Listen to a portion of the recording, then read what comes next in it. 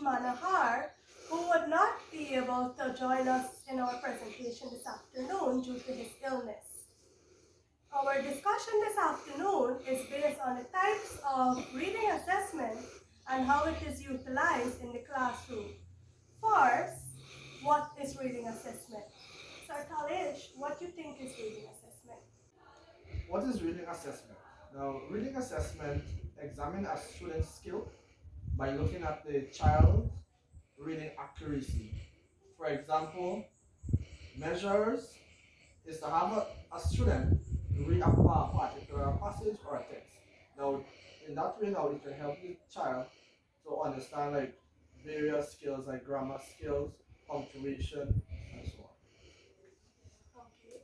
Now we're going to look at the types of reading assessment. Now there are three basic types of reading assessment. We have the diagnostic, the formative, and the summative. Now, Ms. Jayashree, what do you think is a diagnostic assessment? Diagnostic assessment, these assessments happen at the start of a term where we will know the students, our students' previous knowledge. So there we can find their weaknesses and also we can know their strengths.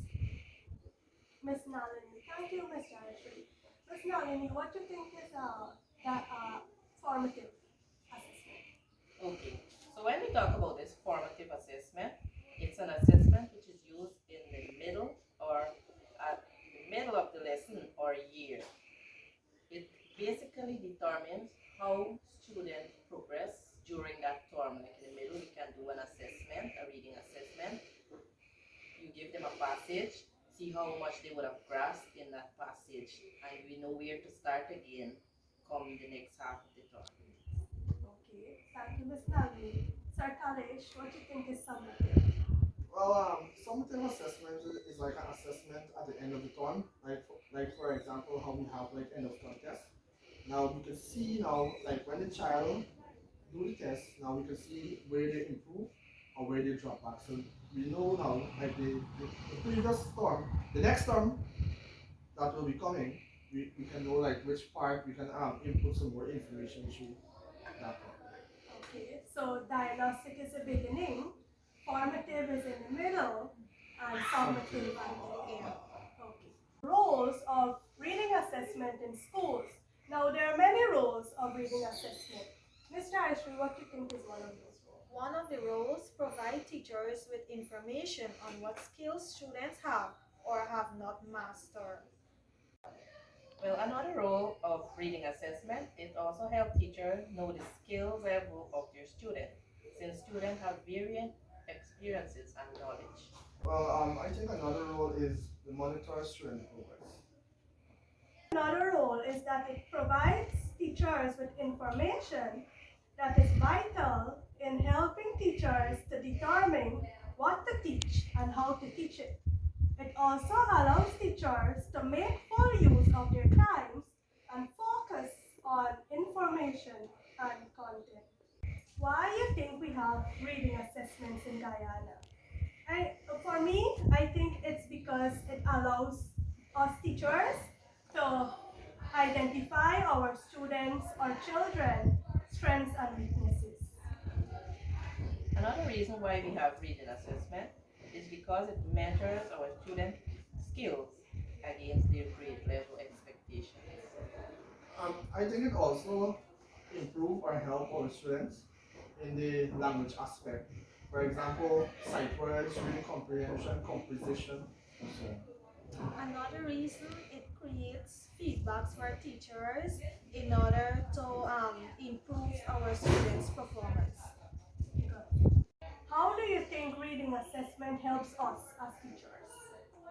Okay, so one way that this reading assessment helps us as teachers is that it makes us aware with the students' weaknesses and strengths.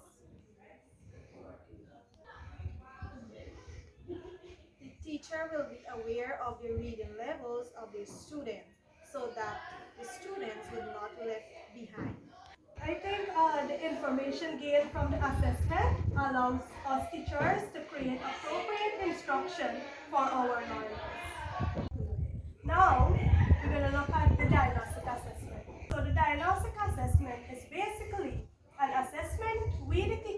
use at the beginning of each term to determine our children's strengths and weaknesses in literacy and numeracy.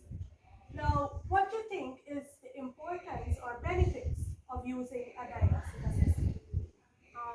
Well, by using the diagnostic assessment, you will get to know your child's individually, and by doing that, you will know where your child, what the child's strengths and what the child's weakness, and from that now you can plan activities and so for them.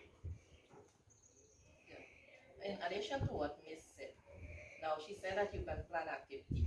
Now we know that no two child or children learn the same way.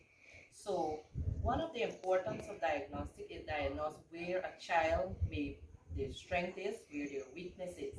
So when we get this result, we have to plan. Now we know each child individually there. So when we are about to teach a new concept, we know how to plan that activity to suit each child.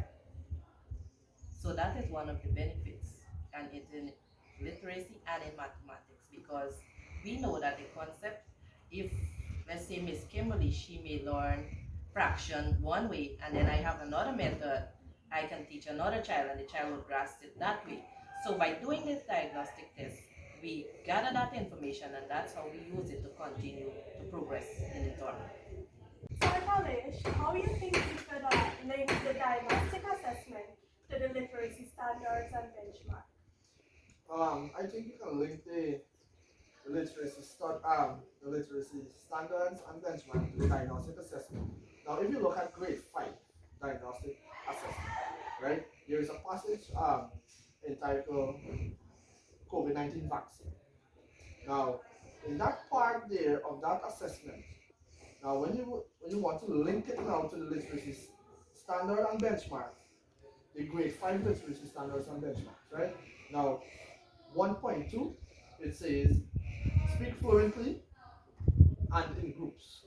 Now, in that way now, the people or the students then could look at the benchmark and they know from that comprehension there, right, they have to try to speak fluently, or they could do it in groups, right? And 1.19, it has build oral vocabulary independently. So this is where you will help the students to build their oral vocabulary independently, right? However, students can gain the knowledge and understanding from the literacy standards and benchmark and the diagnostic assessment by demonstrating these qualities. Now, after completing the diagnostic assessment, we as teachers, we prepare an action plan based on the results gained from the diagnostic assessment. Now, what is an action plan? An action plan is a document that lays out the tasks you need to complete in order to accomplish your goal. Now, our goal as teachers is to improve our students' weaknesses. Now, what do you think we use the action plan for? So we use the action plan to identify, as Miss just said, the strengths and weaknesses and to work on the weaknesses or to improve the weaknesses of our children. Now with the action plan, we are preparing to assist the student with activities in a certain order because we would have identified. So we cannot go about doing all one time. So we identify which one we are going to first work with, and that is what we plan in probably the first week, and then we go on in the second week. We identify another weakness and work on that. Good. So now we're going to look at how we can link the diagnostic assessment results to student or learner profiling. Now, first off, what is a student or learner profile? A student profile is basically a document that contains the day-to-day progress of each student. Do you think we could link the diagnostic assessment to student profiling? Okay, so as a teacher, it is our duty to prepare our learner profile based on the learner. Now, some of of the information that is contained within this learner profile is its strengths and its weaknesses. And as we just said, our action plan is based on the improve our child's weaknesses. Now, what we can do when we identify these weaknesses, we work with our action plan. So, take for example, in reading, we know that's one of our weak areas in most schools. So, to target this, we can do what was sent to us, the 1 minute reading test. So, we start at the beginning of the week, probably we start with 5 words, and then every day we seek to improve on that. So Tuesday we give them another 5, so that would make it 10, and then we continue along the week. Now our objective at the end of that week is to see how many words a child can read within that 1 minute. So if we would have started at 5 at the beginning of the week and we would have reached at probably 30 at the end of the week, then we know that we would have accomplished what we set out to do in our action plan. That's it for today's discussion. I hope the information gained enlightened you about the reading assessment, diagnostic assessment, the action plan, and student profiling. And I hope it will be of some benefit to you in the future. Thank you.